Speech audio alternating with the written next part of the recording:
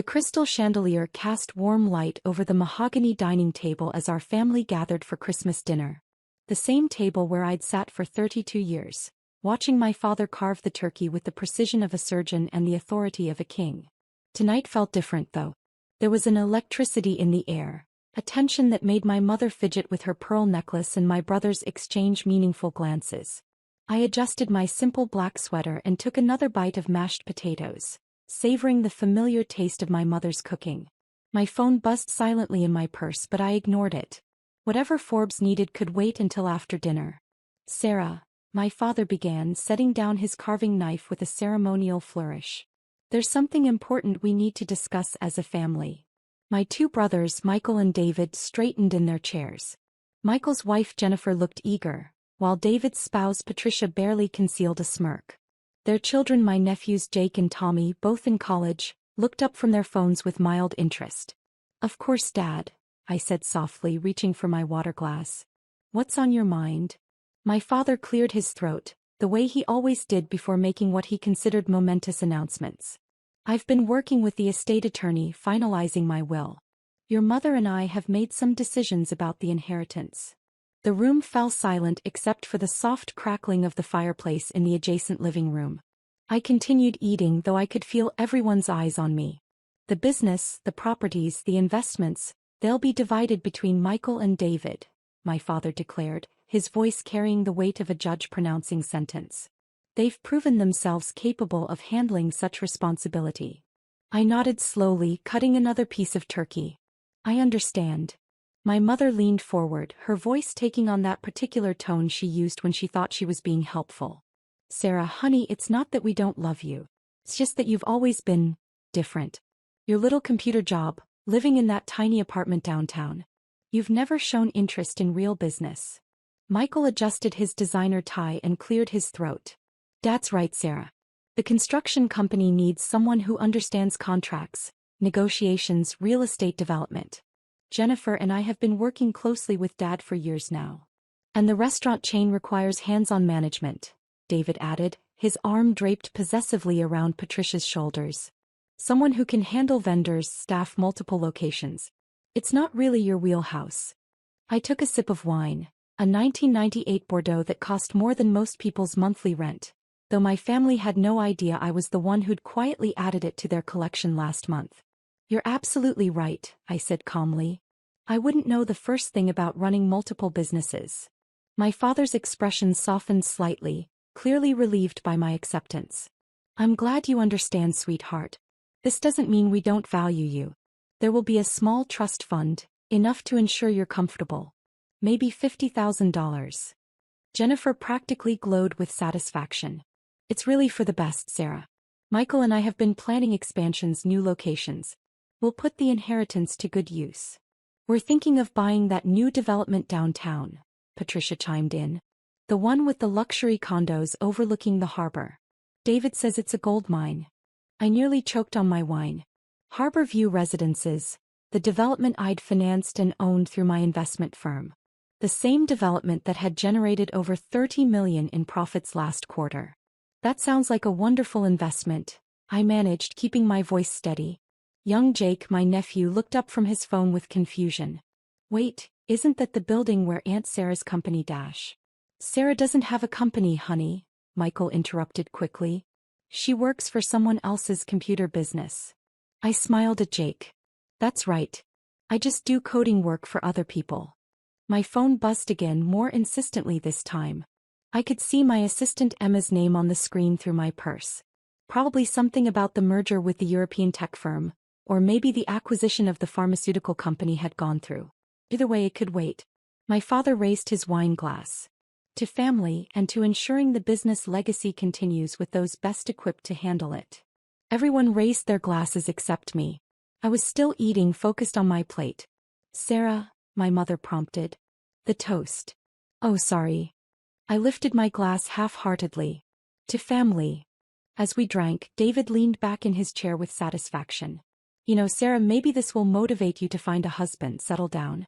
A woman your age shouldn't be living alone in some cramped apartment, working all hours on computers." "David," my mother scolded gently, though she was clearly thinking the same thing.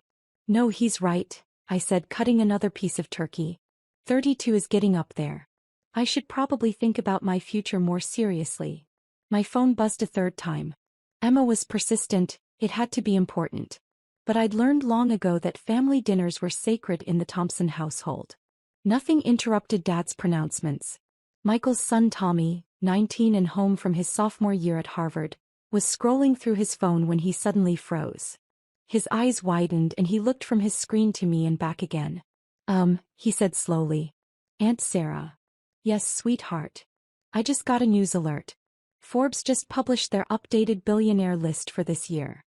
The room continued its chatter, but I noticed Tommy staring at his phone with increasing bewilderment. That's nice, honey, Jennifer said absently, cutting her son's turkey into smaller pieces. But Tommy wasn't listening. He was reading something on his screen, his face growing paler by the second. Aunt Sarah, he said again, his voice cracking slightly. There's someone on this list with your name. The conversation began to slow as people noticed Tommy's strange behavior. What do you mean, sweetie? My mother asked. Tommy held up his phone, his hand trembling slightly. Sarah Thompson. Number 47 on the Forbes billionaire list. Net worth. He paused, swallowing hard. $3.8 billion. The room went completely silent. David laughed nervously. That's obviously a different Sarah Thompson. Common name. But Tommy was staring directly at me now. The article says she's the founder and CEO of Quantum Dynamics, the AI company that just acquired MedTech Industries. It says she's 32 years old, from our city, and... He looked at the photo on his screen, then at me. And she looks exactly like Aunt Sarah. Every fork stopped moving. Every glass froze halfway to lips. The only sound was the continued crackling of the fireplace. My father's face had gone ashen. That's impossible. I took another bite of turkey. Is it? Michael grabbed Tommy's phone, his hands shaking as he read. His wife leaned over his shoulder, her mouth falling open. The photo. Jennifer whispered. It's definitely her. My mother was staring at me like she'd never seen me before. Sarah? Is this some kind of joke? I set down my fork and wiped my mouth with the linen napkin. What would you like to know? David snatched the phone from Michael, reading frantically. It says here that Quantum Dynamics was founded 8 years ago in a small downtown apartment. The CEO started with just a laptop and a few $1,000s in savings. My apartment, I said simply. The room erupted. This can't be real, my father stammered. You work for someone else. You've never mentioned owning a company. You never asked. Michael was scrolling through more articles now, his face growing more shocked by the second. Sarah, there are dozens of articles here. Forbes, Fortune, Wall Street Journal. They're all about you. About your company. It says here, Patricia read over his shoulder, that Quantum Dynamics revolutionized artificial intelligence in healthcare, created the most advanced diagnostic systems in the world, and just acquired 3 major pharmaceutical companies. I nodded. That sounds right. My father leaned forward, his commanding presence now uncertain. Why didn't you tell us? When would I have told you? At last year's Christmas dinner when David explained to me how real business works? Or maybe at Michael's birthday party when Jennifer suggested I find a nice man to take care of me because I clearly couldn't take care of myself. The silence stretched uncomfortably. Tommy was still reading, his voice filled with awe. Aunt Sarah, it says here that you personally donated $50 million to children's hospitals last year. And that you're building a new cancer research center. The Morrison Center, I confirmed. It'll be finished next spring. My mother's pearl necklace was getting a workout now. But you live in that tiny apartment. You drive that old Honda. I like my apartment. It's where I built the company. And the Honda runs fine. Michael set the phone down with shaking hands. Sarah, if this is true, if you're really worth almost $4 billion, then what? I asked gently. The question hung in the air like smoke. My father, who had spent the last hour explaining why I wasn't worthy of inheriting his mid-sized construction company and small chain of family restaurants, was now staring at someone whose personal wealth exceeded his business empire by a factor of roughly 1,000. David cleared his throat. I mean, we had no way of knowing. Didn't you? I asked. Did you ever wonder how I could afford to live downtown without roommates on what you assumed was a secretary's salary? Did you question why I never seemed stressed about money, never asked the family for help? Jennifer's face was red now. You let us think you were struggling. I never said I was struggling. You assumed I was struggling because I didn't drive a luxury car or wear designer clothes to family dinners. My father was reading something on his own phone now. Sarah, there's an article here from last month. It says Quantum Dynamics just acquired Thomson Industries. The room went dead silent again. Thomson Industries? My mother whispered. I took a sip of wine. A small construction and restaurant group. I thought the name was fitting. Michael's face went white. You bought Dad's companies? Technically, my investment firm bought them. You were having cash flow problems, needed capital for expansion. I provided it. My father's voice was barely a whisper. You've been our silent partner for 6 months. Silent investor, I corrected. I prefer to stay in the background. David was frantically scrolling through more articles. Sarah, there are photos here of you at charity galas, business summits, meeting with world leaders. How did we never see any of this? I use my middle name professionally, Sarah Elizabeth Thompson. And I don't really attend local social events. Patricia looked confused. But why didn't you ever say anything? Why let us think? Think what? That I was a failure? That I needed your guidance and support? That I was the family disappointment? The words landed like physical blows around the table. My nephew Jake, who had been quietly reading more articles, looked up with something approaching reverence. Aunt Sarah, this article says you're one of the youngest self-made billionaires in history. And that you built your company while working full-time jobs to support yourself through college. I worked at a coffee shop and did freelance coding, I confirmed. My mother was crying now, though I wasn't sure if it was from shock, embarrassment, or something else entirely. Sarah, honey, we had no idea. I know. My father set down his phone with trembling hands. The inheritance discussion was perfectly reasonable, I finished. You're dividing your assets between the children you believe are best equipped to handle them. That makes sense. Michael looked like he might be sick. But we just told you that you're not getting anything. We just explained to you why you don't deserve. You explained your reasoning and I agreed with it. I wouldn't know how to run a construction company or a restaurant chain. But you already own them, David pointed out weakly. Through a management company. I write checks and attend quarterly board meetings. That's very different from day-to-day operations. The table had grown cold, the carefully prepared Christmas dinner forgotten as everyone grappled with this new reality. Jennifer's voice was small when she finally spoke.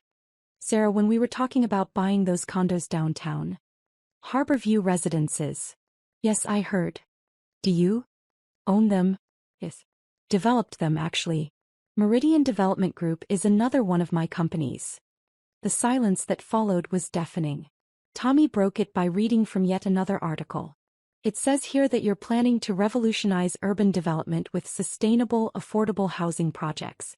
And that you've already broken ground on 4 new developments across the city. 5 actually. The 5th one was just approved yesterday. My father looked around the table at his family, then back at me. Sarah, I owe you an apology. For what? For everything. For underestimating you. For dismissing your work. For assuming. Dad, I said gently, you don't owe me anything. You made decisions based on the information you had. I never corrected your assumptions. Michael leaned forward desperately. But why? Why didn't you tell us? I considered the question while finishing my wine. Honestly, because I liked having one place where I could just be Sarah. Where I wasn't the CEO or the founder or the billionaire. Where I was just your daughter, your sister, your aunt. Where people loved me for who I was, not what I'd accomplished. The words hit the table like a hammer. Patricia's voice was barely audible. But we don't. Love me? I asked softly. I know. That's been clear for a while now. My mother was sobbing openly now. That's not true, Sarah. We love you so much. You love the idea of me. The daughter who needs guidance, who you can feel superior to, who makes you feel better about your own children's successes. You don't love the real me.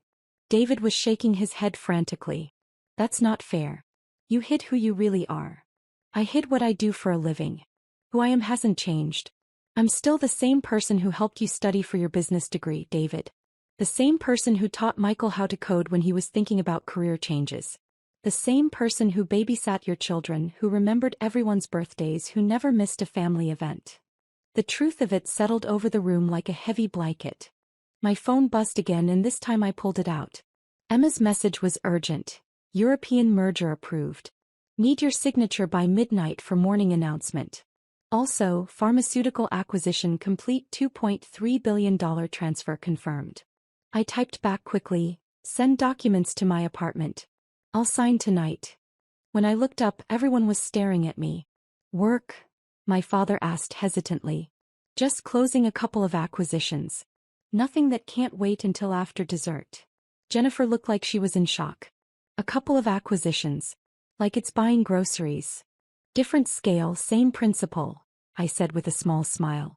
Tommy was still reading articles, completely fascinated. Aunt Sarah, this interview from last year. You said your biggest regret was not spending more time with family. But we never made time for you. You made time for the version of me you were comfortable with. My father stood up abruptly, beginning to pace. Sarah, the things we said tonight, the way we talked about your future, your life choices, were based on your understanding of my situation. I don't blame you for that. But we do, Michael said quietly. We blame ourselves. I looked around the table at my family, really looked at them. My father, the man who had built a successful business from nothing but had never thought to ask me about mine. My mother, who had worried about my financial security while I was building a fortune.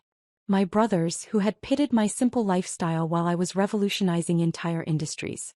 I have a proposition, I said finally. Everyone leaned forward. We finish dinner. We have dessert.